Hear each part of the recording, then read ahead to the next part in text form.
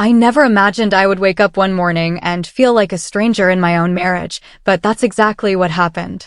For months, little details didn't add up, his phone glued to his hand, late nights at the office that stretched into early mornings, whispers on calls that fell silent the second I entered the room. My instincts screamed that something was wrong, and though I tried to silence them, one word kept flashing in my head like a neon sign: divorce. And not just divorce, but a carefully orchestrated plan to take me down with it. At first, I told myself I was imagining things. We had been together for over a decade, built businesses together, invested wisely, and enjoyed the kind of life people often envied. We smiled for photographs, hosted dinner parties, and played the role of the perfect couple. But under the polished surface, something had shifted. His eyes didn't linger on me anymore, his laugh sounded hollow, and his touch was mechanical.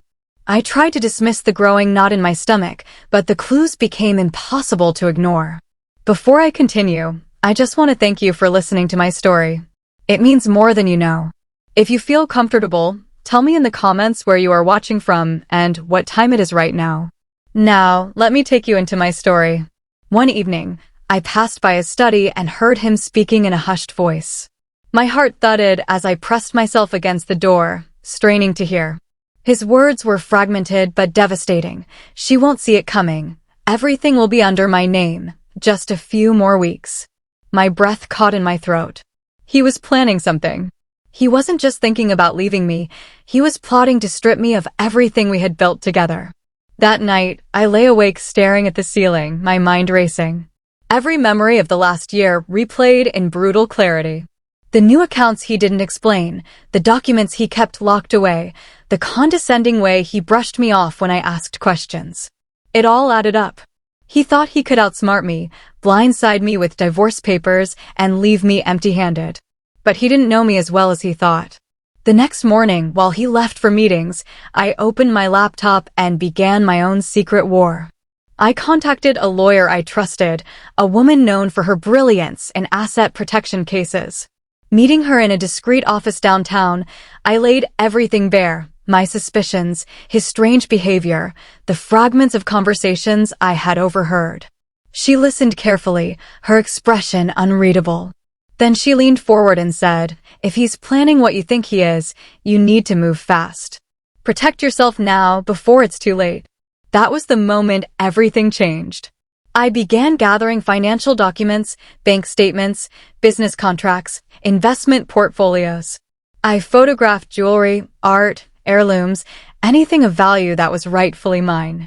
My lawyer guided me step by step, helping me move assets into accounts only I could access, setting up legal protections that would hold in court, and making sure every move I made was within the law. The more I uncovered, the more certain I became that I was doing the right thing. Hidden accounts under his name, strange withdrawals, quiet partnerships with people I had never heard of. He was preparing to disappear with everything. During the day, I played the part of the clueless wife. I smiled across the dinner table, kissed him goodbye in the mornings, and asked him casually about his work. He lied smoothly, but I didn't let on that I knew.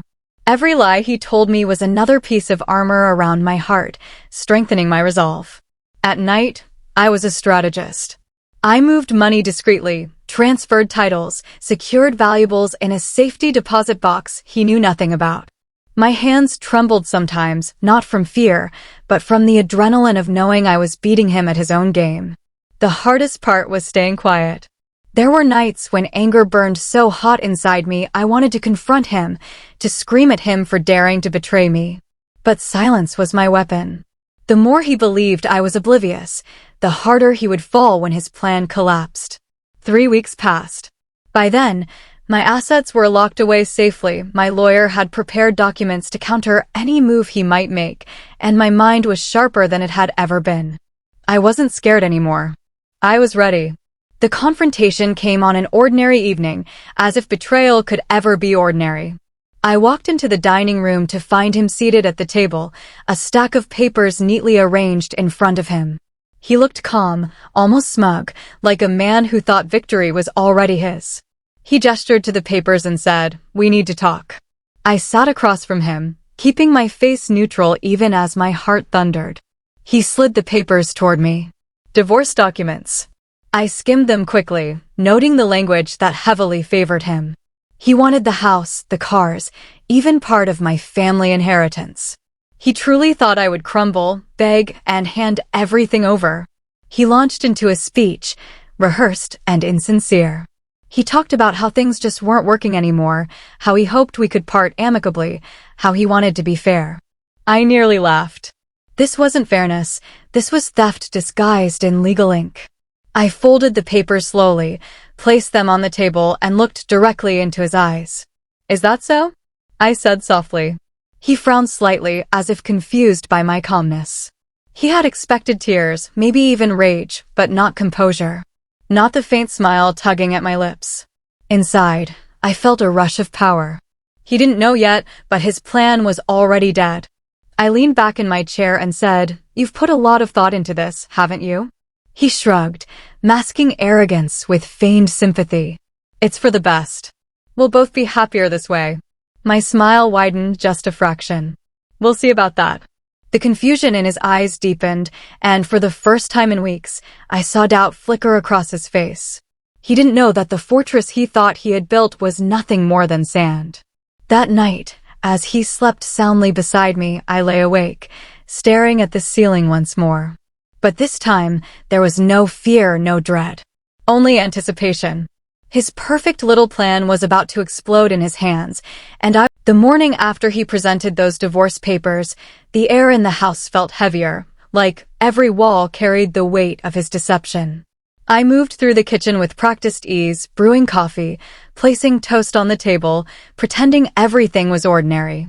But inside, I was a calm storm, perfectly aware that this was the day his carefully built scheme would begin to unravel.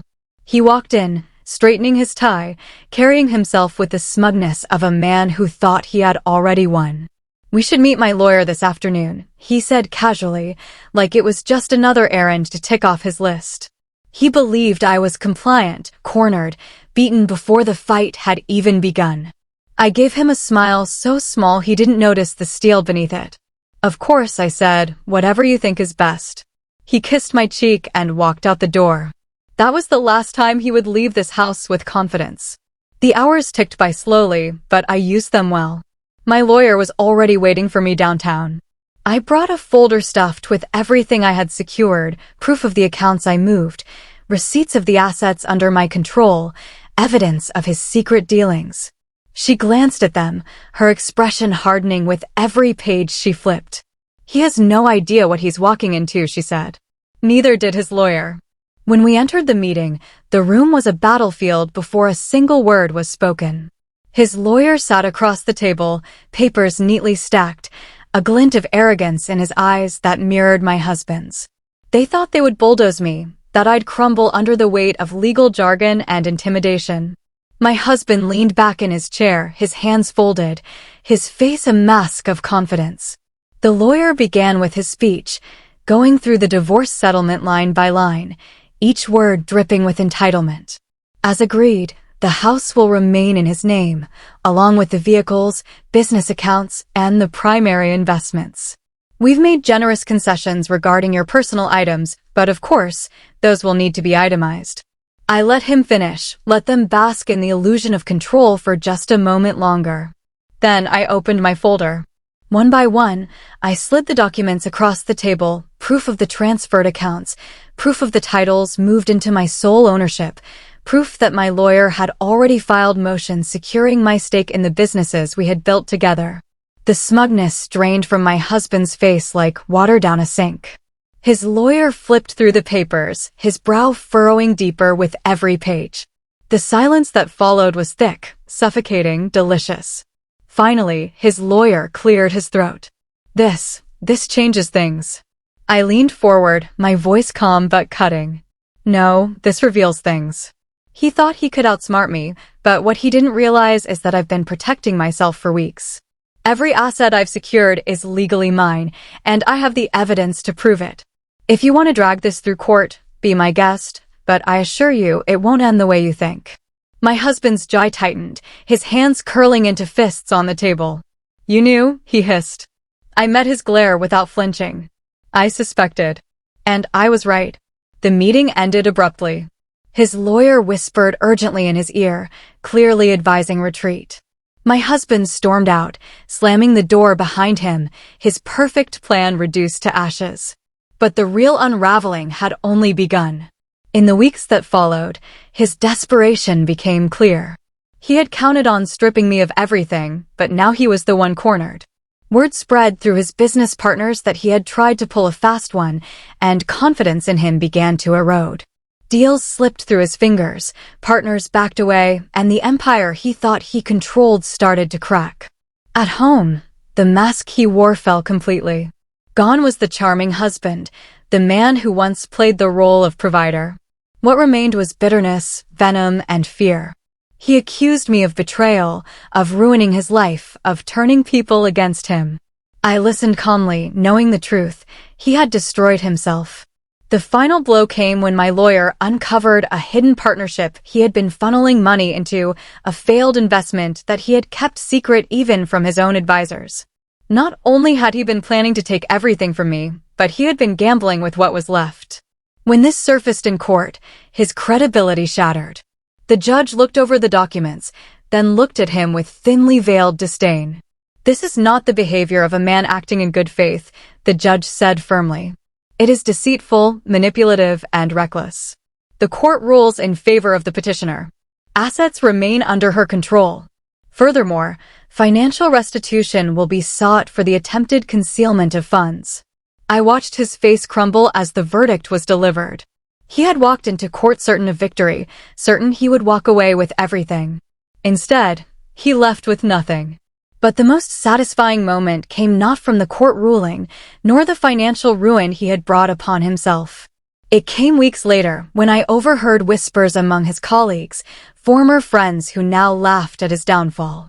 He thought he was so clever, they sneered, but his wife played him like a master. He couldn't escape it. Everywhere he went, he carried the stain of his own failure. His arrogance had led him to believe he was untouchable, but in the end, he was just a man brought down by his own greed.